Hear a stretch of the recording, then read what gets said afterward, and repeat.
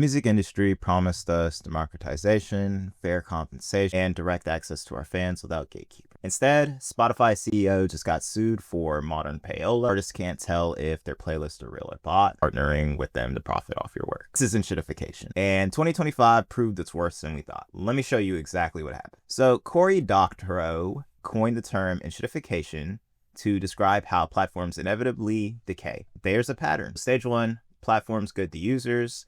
They need you to build critical mass, so everything's user-friendly and accessible. Stage 2, once they got you locked in, they abuse the users to benefit business customers. Paid features, degraded free options, forced subscriptions, you know the deal. And then stage 3, where they're abusing everyone, users and business customers, to benefit their shareholders. Every example I'm about to show you happened pretty recently. This is documented reality of what's going on right now. And honestly, it's not even just like one company. It's an entire ecosystem conspiring to extract maximum value while providing minimum transparency. I'm going to show you how deep that goes. So first thing, Spotify getting sued for modern payola. In November 2025, we have Spotify getting hit with a class action lawsuit in Manhattan federal court, and the charge, modern payola. So Spotify's discovery mode has been around since 2020, and the pitch was pretty simple: flag your priority tracks,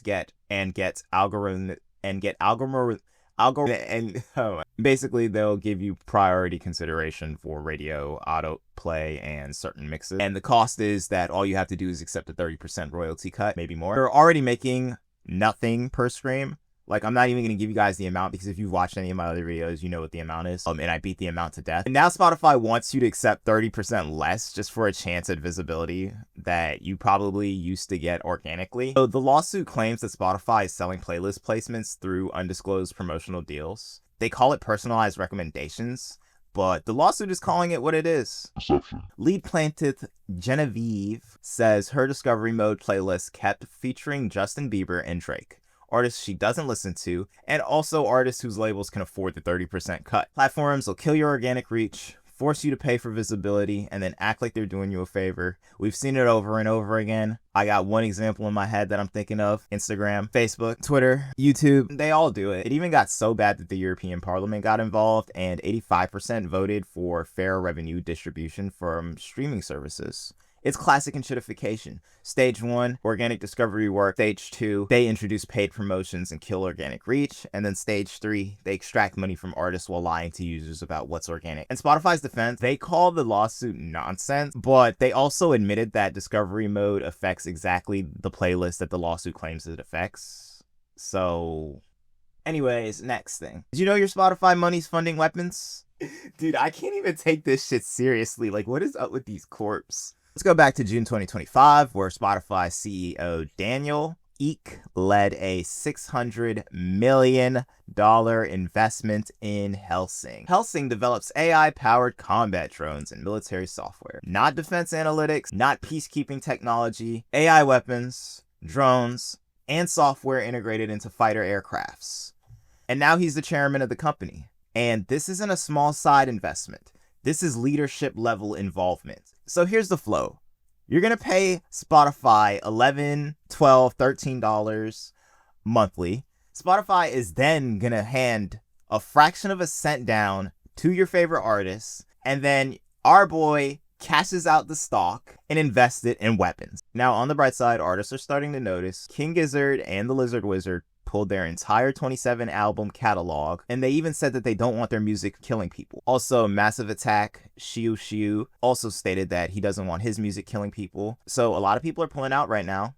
His statement was direct, like, the hard-earned money of fans and the creative endeavors of the music industry ultimately funding lethal and dystopian technologies is not acceptable. So the boycott grew. Hashtag boycott Spotify trended, and artists who couldn't afford to leave publicly condemned it. Jesus Christ, this shit makes me want to pull my music off of Spotify. Christ, I'm gonna have to pull my music off of Spotify too. This is nuts. Anyways, in September 2025, the CEO decided to step down effective January, and Spotify decided to claim it was unrelated. I don't believe them. You shouldn't believe them. That's Enshittification.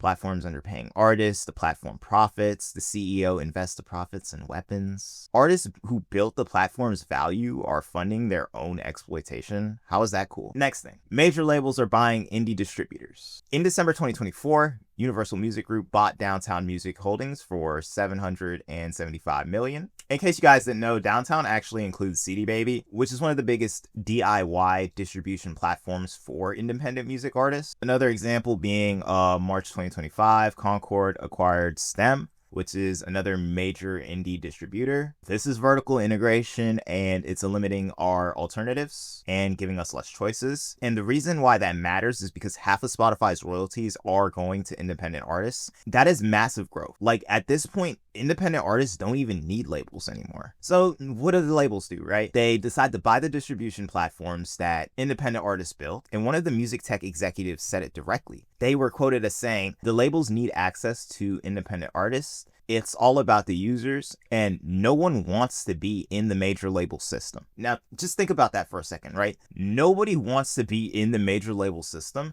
so labels are buying the alternatives. Now let's run it through the process again. Stage 1, independent artists build the distribution platform, we create the value, and we prove that you don't need labels. Step 2, labels buy the platforms, gain access to independent artists and their data. And then step 3, make the alternatives disappear. That way you're back to dealing with labels whether you want to or not. It's classic Enshittification. Your original power structure buys it back. Oh, and the next thing. Labels sued AI and then decided to partner with them. In June of 2024, we got Universal Music Group, Warner Music Group, and Sony Entertainment all filing aggressive lawsuits against Suno and Udeo. And the charge? Massive copyright infringement. Training AI data on millions of songs without their permission. Now, the RIA's chief legal officer called it a straightforward case of copyright infringement involving unlicensed copying of sound recordings on a massive scale. These are strong words and a clear position, and artists cheered for it. Hell, I was even in support of it a little bit.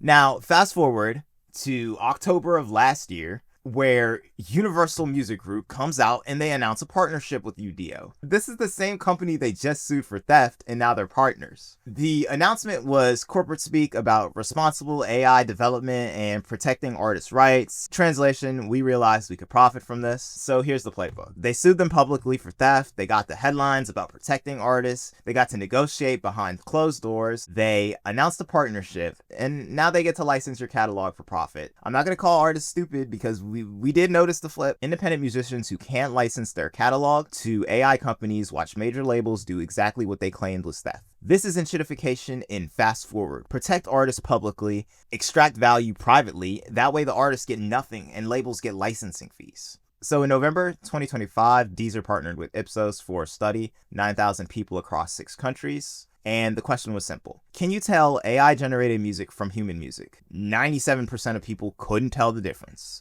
And that's in blind listening tests. Now, when they learned they were fooled, 71% were surprised, and about 52% of them felt uncomfortable. And yeah, honestly, I don't blame them. If listeners can't identify synthetic music and the platforms won't label it, human artistry becomes functionally invisible. Deezer receives over 50,000 fully AI-generated tracks daily, so that means 34% of all daily music delivered to the platform is AI generated. That's more than a third of the new music that's on Deezer, so that's pretty concerning. I have a case study here, the Velvet Sundown, which is a fully AI generated music band. And by that I mean the music, the promotional images, the backstory is all AI. They went and released 2 albums in June of 2025 alone, got millions of streams within weeks, and nowhere on their profiles does it say that the band is AI generated. Meanwhile, we have a real artist like Takehara Tsukyo, who got their album removed for suspected artificial streaming. So basically now we have AI bands profiting with no disclosure, and then human artists getting banned for having suspected bots. The numbers are pretty brutal. Music creators face cumulative losses of 10 to 10.5 billion between 2023 and 2028. Which is fucking nuts. That means in 2 years, like, dude, this shit's gonna get even worse. And the market for generative AI music is projected to explode from $3 billion today to 64 to 68 billion by that same time period. So in 2028, it's gonna be even worse, guys. Every dollar flowing to AI platforms is income diverted from human creators who spent years developing their craft. And yeah, this is content pollution as Enshittification. You flood the market, make detection impossible, and then extract value while the artists starve. And so here's the thread that connects all my examples. First, platforms start off user-friendly, of course. Spotify, distribution platforms, and even AI companies initially positioned themselves as artist-friendly. Second, the users create the value. Artists, they built Spotify's catalog. Indie musicians, we also proved that distribution platforms work. Then musicians created the music that the AI was trained on. Third, we have the platforms extracting that value. You look at the discovery mode, killing organic reach and, charging for visibility, basically. The fact that Spotify's ex-CEO was funneling their profits into weapons, labels buying indie platforms, and then AI companies flooding the market with synthetic contents. And then we go to 4, right? Users don't have any alternatives because their audience is on Spotify and Spotify doesn't let them pull them off or anything like that. And then we have indie distribution being bought up like CD Baby. We also have the fact that you can't compete with unlimited AI generated content. And the last thing that happens is that transparency dies. Spotify won't tell you which recommendations are paid. Platforms won't label AI generated music. And then labels are also partnering with AI companies that they once publicly condemned. This isn't a conspiracy. This is predictable platform crony capitalism. And they all follow this trajectory because there's incentive to. They want to maximize shareholder value and not artist value. So the last couple of years have really proved that it's accelerating. And, you look at the discovery mode lawsuits, the weapons investments, the distribution consolidation, AI partnerships, and then content pollution. This has all happened in the last 2 years, guys. Honestly, it's kind of concerning. So yeah, if you're serious about understanding how platforms are systematically extracting value from producers, subscribe. I'll try to maybe post updates on that because I'm going to do my best to document the systems that are actually exploiting independent artists. And I'm going to show you that the platforms are winning because we don't know how the game is rigged. And awareness is the first step. Drop a comment if this changed your perspective and let me know which example hit the hardest. And yeah, stay sharp and stay blessed, guys.